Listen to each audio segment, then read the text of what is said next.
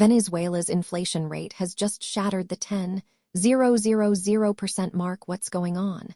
People are struggling to survive, with prices rising exponentially. A loaf of bread now costs more than a car. We're talking about a country that was once rich in oil and minerals, but somehow managed to squander it all. The economy's in free fall, and nobody seems to know how to stop it. To understand the magnitude of the crisis, imagine that prices are doubling every 3-4 months. It's like a never-ending game of musical chairs, where everyone's scrambling to keep up. The official exchange rate is now $1 equals 3,500,000 bolivars. Yeah, that's a lot of zeros. People are using Bitcoin and other cryptocurrencies to make ends meet, but even that's not a reliable solution. Let me share an example. A woman I met in Caracas had to sell her car to buy food for her family. She earned a decent income, but the value of her money kept dwindling.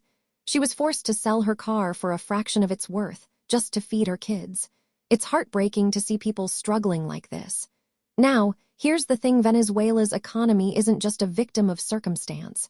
It's a complex web of government mismanagement, corruption, and failed policies. The country's been ravaged by hyperinflation, which has destroyed the savings of millions of people.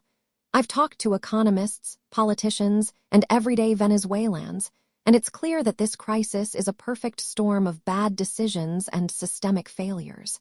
The most interesting thing I've learned is that Venezuela's inflation rate isn't just a number, it's a symptom of a deeper issue. The country's been living off its oil reserves for decades, but now that the reserves are depleted, the economy's collapsing. It's a warning sign for countries like Saudi Arabia, Nigeria, and others that rely heavily on a single commodity. So what can we do? We can learn from Venezuela's mistakes and be more mindful of our own economic policies.